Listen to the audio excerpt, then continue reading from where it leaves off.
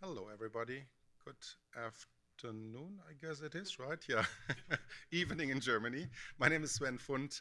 I'm a senior director at Wiley for Oable and for Knowledge Unlatched. And together with Jennifer, who will be the main gig today, we are presenting you a little bit about Oable, our end-to-end workflow solution. I just want to set the scene a little bit and explain what the motivation from our side was basically to come up with this solution. And then Jennifer does a much more interesting thing, which is telling you a little bit how she works with this in everyday, I hope, or almost everyday life. Oable, as I said, is a solution, and very quickly our vision was to really make sure that there is one open access management tool that allows for a reduction of complexity on different levels. We want to make the open access article approval, the payment, and the reporting across publishers and deal types, transformative agreements, APCs, different things, seamless, and basically put it into one location. As I said, it's about transformative agreements, which play an important role for some larger publishers, but also about single APC management. As you can imagine, the devil, as you know, the devil is in the detail in these kinds of solutions. So our goal was really, from the very beginning, efficiency. When we set up Oable, we understood that librarians are confronted with a growing number of agreements, of articles to process, with a kind of goal in mind to reduce about 90% of the labor time per article, we started out with this project. And let's see whether we can hold that promise. I'm curious. There's one value chain with three distinct elements. That's how we really try to cover across publishers again the workflow, which is approve TAs and APCs after eligibility checks and other things, payments, and reporting and analyzing on it. You can see that we have different kind of value propositions behind all these three steps. They usually come together in one go, not necessarily, but most institutions we are working with use them as one package. We really saw this, and that's what's important to me to emphasize. We really saw this as a co-creation exercise. And we started 3.5 years ago or so working on this. From the very beginning, like this started not in a garage. I think that's the American dream, right? You start your big company in a garage. This started very German over a beer in Berlin. So we were sitting together discussing how can we basically be more successful in what we do at Knowledge Unlatched around journals. And we understood that open access books and open access journals is distinct things. And in the journal space, we needed more to focus on workflow. So we had significant concerns. I'm usually the guy with the concerns in these beer conversations. We had significant concerns, went out, identified 3 institutions that we spoke to in a kind of very intense way. Don't tell us what we want to hear, but what really the problem is and what you think the solution is. We did that from minute 1, really. We built in feedback sprints on this product from day 1 of the technical development and implementation, which took about in its first go 9 months. And since then, we are obviously continuously interested in customer feedback, our own observations on the system, which features are being used, where there are misunderstandings probably of our UX and whatever it might be. So that is part of our ongoing development. That's why it's important. Here comes the segue into what Jennifer will present. That's why it's important to be in touch with customers on an almost weekly basis. So we are getting a lot of exchanges really down to individual transactions, and that's what Jennifer presented to you now. Thanks so much. Let me do this for you.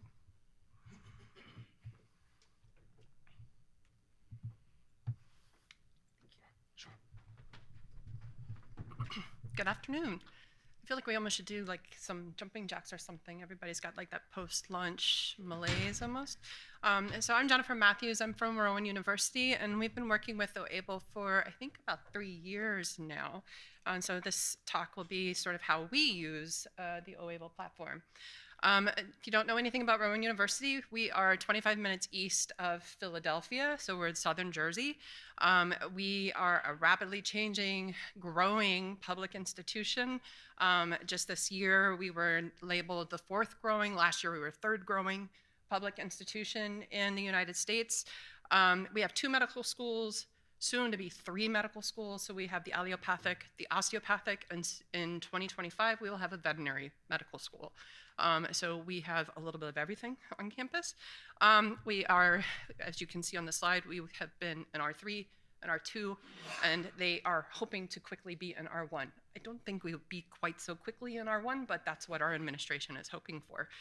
So there's always something just rapidly coming onto campus, and usually it's right after we get back from the New Year's break that our president drops something on us and everybody's like, great, how do we make that happen? So, little bit of the landscape of open access on our campus. It's been a really rapid changing environment for us. Before 2022, very slow to do this. We had a provost that was not pro open access at all, didn't want to see it in tenure, didn't want to see it in promotion, very anti-open access, so it was very hard to get any kind of growth with that.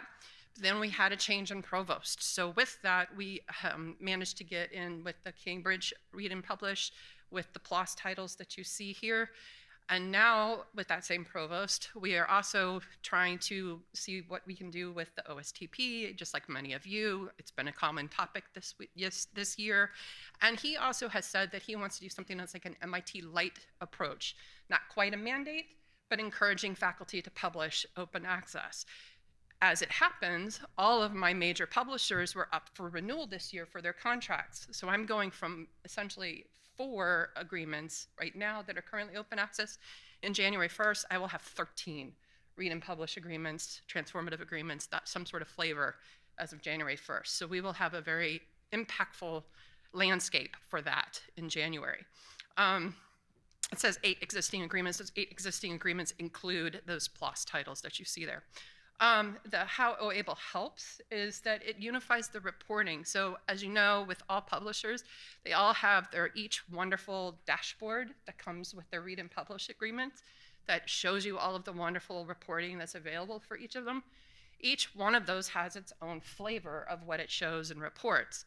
Oable then codifies that for you and makes it so that you can show apples to apples to not only your library administration, but also to your provost who doesn't have a clue what it is that you're giving to them, which is a great thing when you're trying to show ROI, right? It's also a one-stop shop. So we do have some R&P agreements coming into Oable. They're just not live yet, so I can't show you that part. But it does those plus the OA fund, which is what I'm going to be talking about. The other great thing is they collaborate with the OA switchboard. So for your publishers that don't work with Oable, but do work with OA switchboard, you can get a combined report from both platforms. And so that's fantastic. And it's the same data. So again, when you want that unified report, you're getting that because they collaborate so well. So from this point, I want to sort of show you what the author sees. And then I'll show you what I see on my side, because I think it's kind of valuable to see both sides of the platform, both sides of the coin, right?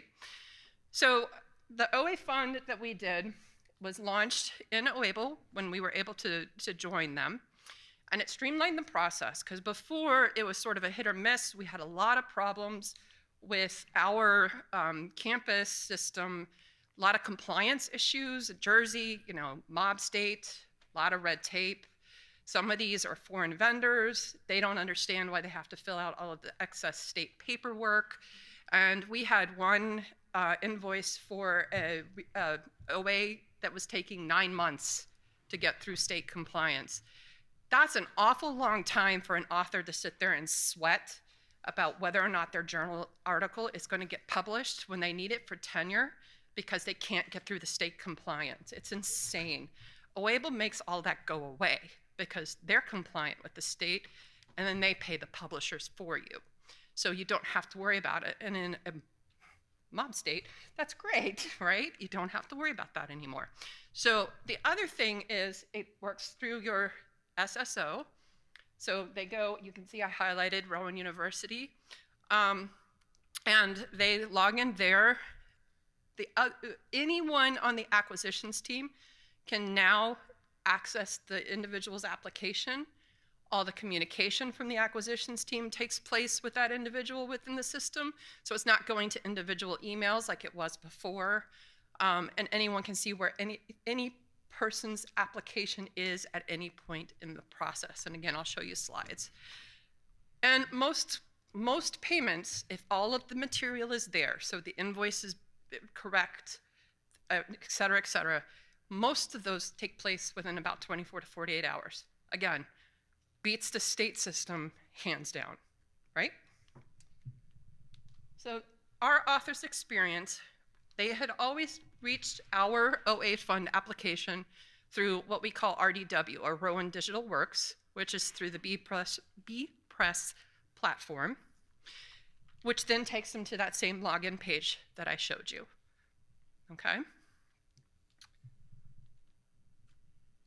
From that screen, because of the SSO, once they hit that, it then takes them to what they're used to seeing so that they can use their Rowan credentials to log in. That's important because as you'll see on the next screen, it will pull in data that will be important once they get past this page. I realize that this is tough to see, but I didn't worry about this too much because this entire page is customizable to your institution. And I'll show you a little bit of that later on. But this is all about our particular fund, what we require of the authors. It uses markup language, which is very easy to find on the web about how to get, links and bolding and all that sort of thing. And as they get to the end, the biggest thing is the radio buttons at the bottom, which says ready for submission, submitted for publication, or accepted for publication. Because for us, in order to be accepted, it has to be ready for publication, okay? This is the next step. So this is where that SSO really comes in handy by pulling in from our system, because it will automatically pull in that data from the individual, fills in their name and such, and eventually, we have on campus some work going on behind the scenes. It will fill in their ORCID data as well. So the professors won't have to do that later or do it manually now, as is the case, okay? Obviously, we don't know what the title of their journal is, or their journal. They have to fill that out themselves. But this shows you what the information is. And again, this is customizable. What we say is required to you may not be required. It's all up to the individual institution as to what you decide is that way. Has the research been funded? That might be important to you. So in many cases, for the grants for some of our faculty, they are able to ask for APCs to be funded in their grants. If that's the case, then they don't qualify for our fund, okay? So that's why we ask that. Currency is important because if it's a European publisher, then obviously they're giving us money in euros or something else, so we need to know exactly how we're being invoiced. So we know, because we have a cap on how much we will pay. We only pay up to $3,000 US for one application per faculty member per year. So that's why we're asking. And then notes, the faculty can tell us anything they want in particular. And then the next screen, a little bit more about the author. And again, it says accepted for publication. That came from that radio button on the very first screen. And it's asking what sort of license they want or asked for their particular. So in this case, a CC BY. It can be any variation of CC license, the funding, et cetera. And this is where they add their attachments. So we require them to provide an invoice. We require them to provide proof that their article was accepted. Otherwise, we will not fund it. and then they submit. On the administrative side, this is where I would see, and you'll see that there's a thing that says request, and it will pop up and let me know that I have a request on that side once they submit. And we'll see that again. But also, I highlighted down here where this is all customizable, that little yellow box at the bottom where it says settings, that's where you would go in on the administrative side to change any of this information. And again, this is a side-by-side, just so you can see how that might be. Okay, again, I didn't worry about getting it too close because it's all customizable. None of this is permanent fixture. It's all dependent on the institution themselves. And you can change it at any point. Like when we run out of funds or it's getting close to the end of the year, we're getting ready to do another deposit, we'll put alerts there to let the faculty know, for instance. This is another thing in the settings. Remember how I said that all of it was customizable? You can make some fields visible or not visible, required or not required. So they can be visible and not required, and vice versa. Although why you would make it required and not visible, I don't know, but you can, it's there. And then the settings, you can show which sort of CC licenses you will accept and not accept if that is of importance to you. What types of research articles, if you would take, book reviews or letters. There's certain medical fields that, particular types of things for medical that you would take. You can add those categories in there as well. What particular funds you might take. In our case, we only do APC, but again, all of this is customizable to the institution. What funds you will take, we put it as US dollars because that's how we're paid. But if you would accept any sort of input there, you can, again, put that in. And you can allow for multiple authors. We only put one author, but that's because we only allow one fund per author, and that's so we can track it. Again, all customizable. And this is where you would change how it appears in the application fund for the author. So everything's customizable. This is the notification I get in my email when someone applies, and it lets me know that so-and-so has submitted an application to the fund and that I need to go into the account and take care of that application and give them a response. And it's pretty immediate. So again, that dashboard that you saw before, and so that's where I go to take care of this. And the dashboard gives you a lot. So it shows you how many agreements you have, how many requests you've taken care of, your funds, and how much money you have in them, etc.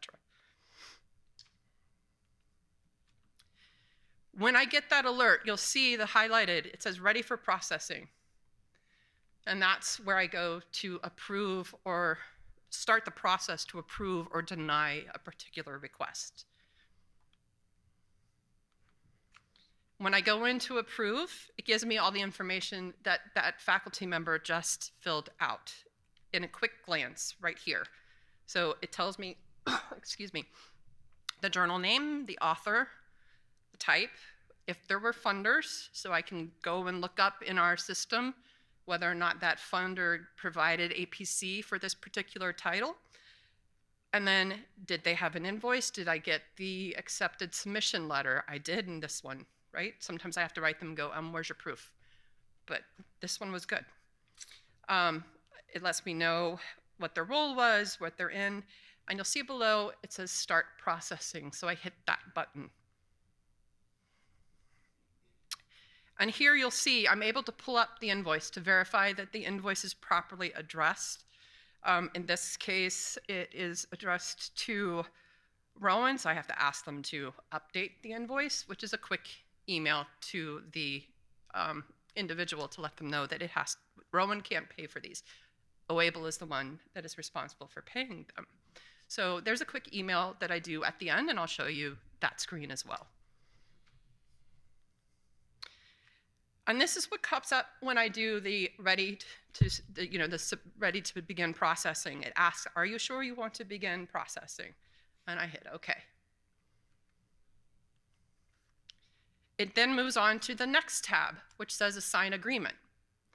This is particularly important if you start having R&P agreements, because you don't want to assign it to the OA fund if it's an R&P agreement, and vice versa, right? So you want to make sure that when you're processing it, you're assigning it to the correct pot of money. In our case, we just have the OA funds in there, and so I'm selecting which pot of money from our OA fund, because we have 3 libraries, 3 different pots of money, and so I'm selecting at this point which pot of money this particular application is coming from. So I hit Select Agreement, which is circled at the bottom. I indicate that this is the internal OA fund agreement, and then you'll see on the side I'm indicating it's coming from the Campbell fund, which is the main campus pot of money. And that all is viewed by the billing team so they know where to apply that invoice to when they process it.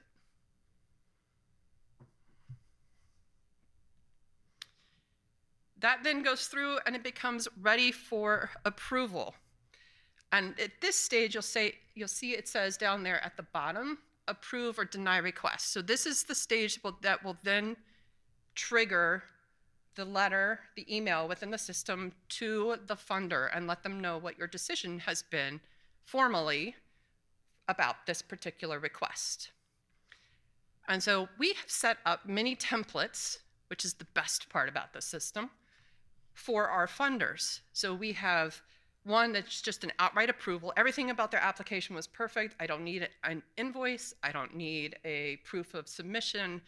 Their application was spot on, which rarely happens, but it's completely perfect. I don't need anything. Then I have several temporary conditional ones that are an approval, but I need an adjusted invoice, or they're missing their article submission proof, or something along those lines, right?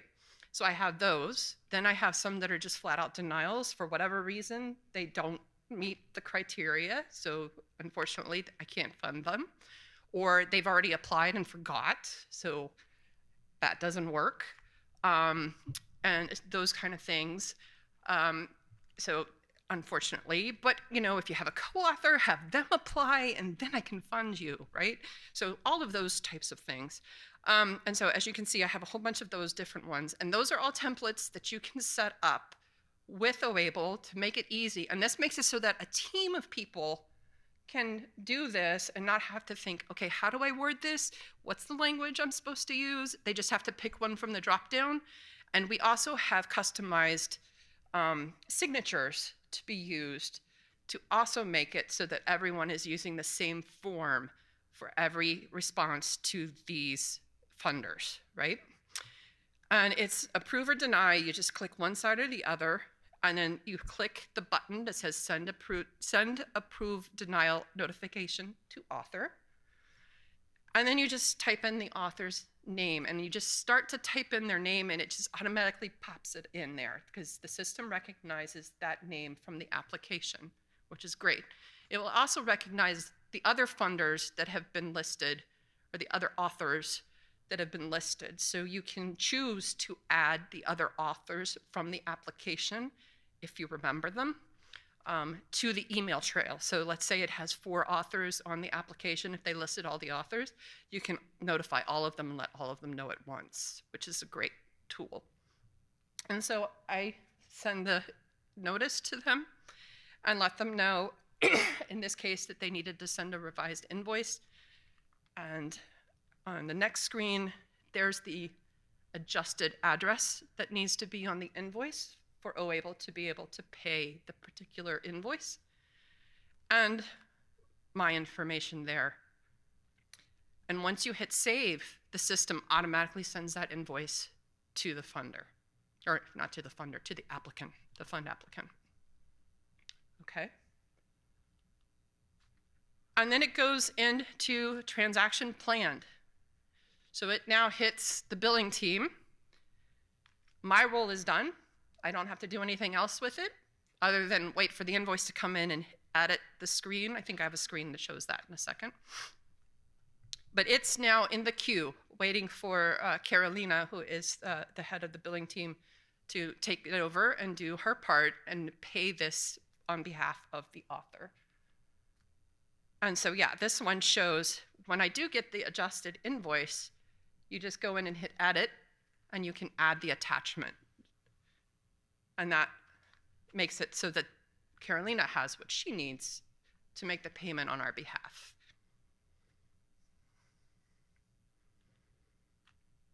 This is I blocked out all the names because I didn't want anybody to be upset about privacy or anything. But I wanted you to see the internal system that this uses. This is the system within on all of the communication. So it tracks every communication as long as you're using Oable to talk to the author. So the approval deny, if they respond back to that, you respond back in that same thread. Everything is captured within here, which again, if you're like us and have a small acquisitions team, but everybody needs to have some sort of backup, they will be able to know what's going on with this particular application, where it is in the process, what's missing, what questions are up. Someone needs to fill in on the fly. They just have to come in and look at that particular request and the history here to know what's going on if someone happens to be absent, which is great because it's not stuck in somebody's email and they're not bothering somebody if they happen to be out of the office. So that's one of the beauties of this particular system. So I wanted to show you that back end. And this is one of the reports that is run. This is one of our new reports, actually. And it goes all the way through, I think, pretty recent. I could have done another recent one, but anyways. You'll see what's here, the type of information that is provided. They do them on demand. You can do it on demand. You get one monthly. You can schedule these to be run so you don't have to think about it and it will just automatically run. You'll get an email that it is available and then you just have to go in and download it. So it's nice that it has both of those features.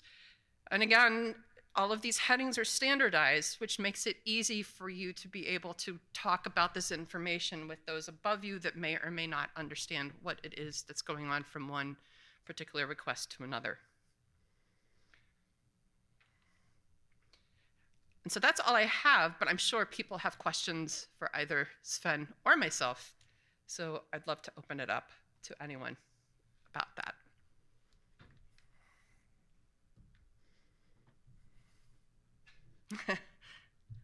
I made it. I don't think it's on. Yes. Okay. Hi. Thanks for the presentation. It was really interesting. I'm just wondering, I'm trying to think of like the different permutations of read and publish agreements that we have, and some of them are like, we only cover 25% of your whole APC cost, or we cover up to, like you said, for your APC fund, like up to $5,000 or whatever. And I don't know if we have any, but I know some folks do have capped RMPs too, which I know is its own situation. But does the system account for those? Like, yes, you can program the details in so that it does the math. Yeah, you can do that both on the monetary side that you mentioned, but also on the non-monetary, because there are some read and publish agreements where you have a publishing allowance for 100 articles with a particular publisher, for example, so that can be factored into the system. This system comes in parts from Germany, which can be very complicated. So, for example, you can also break down one APC into 3 cost centers by different components. We have institutions doing that where it's about where they want to distribute for different funders on one APC, basically, into the institution. So that can all be set up in the system, yeah.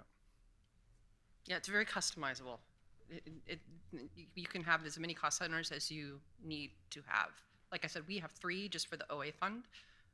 If we needed to add another, it's very easy for them to do.